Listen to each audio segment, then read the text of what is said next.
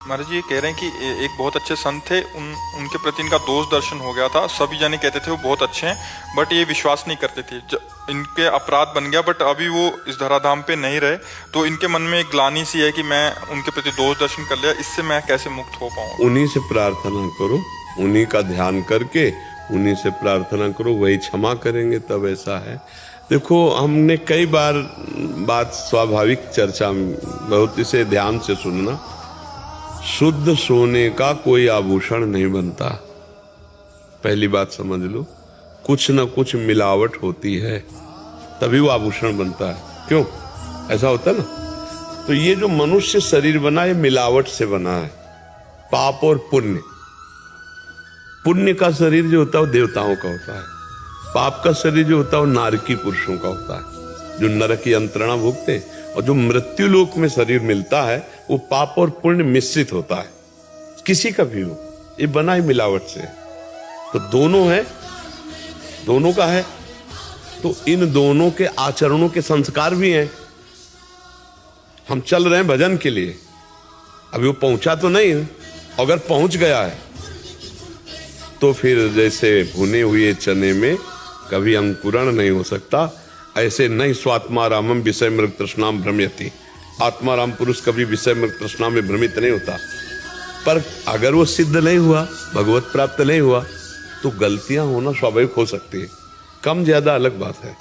तो चलने वाला ही तो फिसल सकता है, चलने वाला ही लड़खड़ा सकता है। तो हम लोगों को चाहिए कि अगर हम चलने वाले साधक को देखें तो उसको इस भाव से प्रणाम करें कि वारे वीर, जहां सैकड़ों लोग परास्त होकर मुंह भरा गिर जाते हैं, वहां तो लड़खड़ाता हुआ ऐसा ही पर चल तो रहा है। हमें दोष दर्शन वहां भी नहीं करना। और जो सिद्ध हैं, जो भगवत प्राप्त महात्मा जन है, उनकी बाह्य चेष्टाएं ऐसी होती हैं जिनको हम अपनी मानसिक बुद्धि से नहीं समझ सकते, तो हमें दोष दर्शन नहीं करना चाहिए। जैसे एक वयोवृद्ध महात्मा, बीमार शरीर, अब उनकी सेवा में माताएं बहनें कोई था ही नहीं, तो वही उठाना, वही उनको शौचाना, वही। अब उन पर एक साधक की दृष्टि गई, तो गुरु भाव रखते थे, तो उनकी अंदर भाव आया कि स्त्रियां छूती हैं महाराज। अब मान लो वयोवृद्ध है तो ऐसे टंग करके ऐसे ऐसे सारा भजन उनका खत्म हो गया सोचने मात्र से। क्योंकि अब जैसे मान लो अपने पिता की पुत्री सेवा करे, तो अब वयोवृद्ध संत है, उनको उठाना बैठाना, तो ऐसे जैसे अब वहां स्त्री पुरुष भाव तुम्हारे अंदर देखने में है, उनके अंदर तो कि मेरा भगवान इस रूप में सेवा कर रहा है। वो उनका सारा भजन, तो उन्होंने संतों से पूछा कि मेरा चिंतन भजन सब बंद हो गया, तो उनका वैष्णव अपराध बना।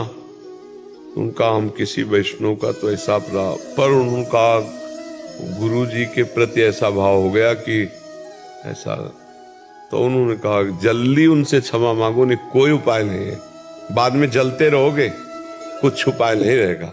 उन्हीं से जिसका अपराध बना वही क्षमा कर सकते हैं।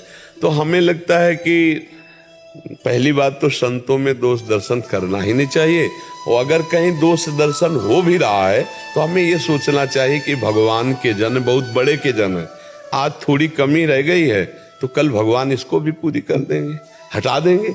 भाई भगवान की शरण में देखो, जन्म से, अब मान लो आज ही कोई बाबा जी बना है, तो अब आपको तो पता नहीं कि आज ही बना है, तो उसमें संसारिकता तो होगी, क्योंकि वो धीरे धीरे ऊंचाई पे चढ़ेगा। अब आप अगर उसके प्रति दोष दर्शन कर लेंगे तो आपका मार्ग रुक जाएगा, उसका तो चलता रहेगा।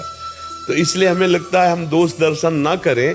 किसी से भी अगर हमारा मिलान हो और उसमें हमें दोष दिखाई दे तो अपने को दूरी बना लेनी चाहिए, लेकिन उसकी निंदा नहीं करनी चाहिए।